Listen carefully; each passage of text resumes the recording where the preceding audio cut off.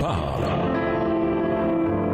Chaque jour, Charles et Carole vous présentent la leçon de l'école du sabbat.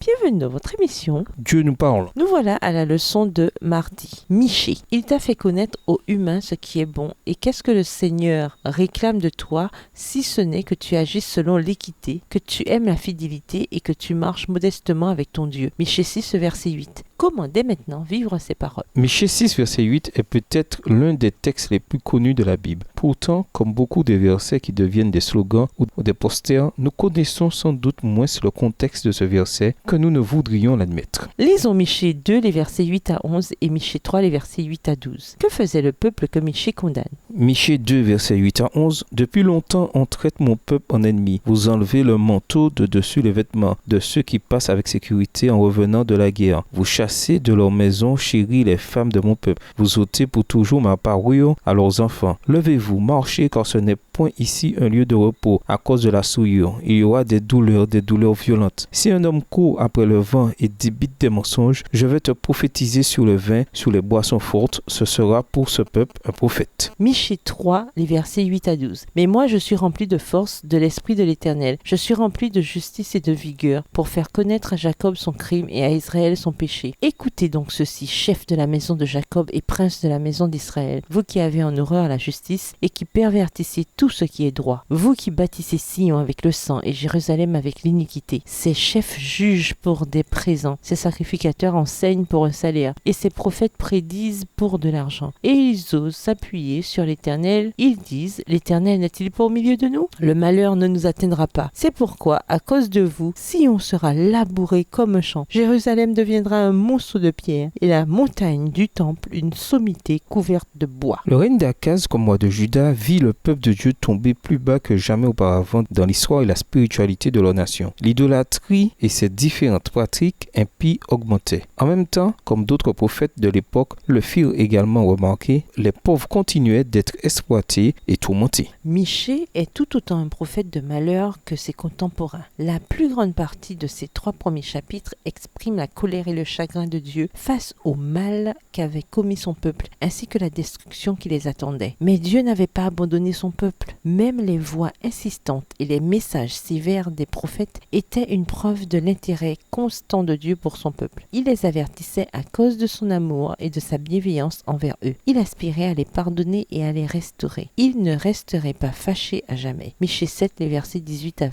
Voilà le contexte de cette formule bien connue: agir avec justice, aimer la miséricorde, marcher modestement. Cela peut paraître simple, mais vivre une telle foi de manière concrète est bien plus difficile, surtout quand cela semble en décalage total avec la société environnante. Quand d'autres tirent avantage de l'injustice, qu'ils se rient de la miséricorde et s'enorgueillissent, agir avec justice, aimer la miséricorde et marcher modestement exige courage et persévérance. Cependant, nous ne sommes pas seuls. Quand nous agissons ainsi, nous marchons avec notre Dieu. Quel est le lien entre agir avec justice, aimer la miséricorde et marcher modestement devant Dieu? Et nous vous laissons à cette question de réflexion. Comment l'Église peut-elle rechercher la justice pour les opprimés tout en continuant à soutenir le principe de la séparation de l'Église et de l'État? Au revoir. Et à demain si Dieu veut. Dieu nous parle. Chaque jour, Charles et Carole vous présentent la leçon de l'école du sabbat.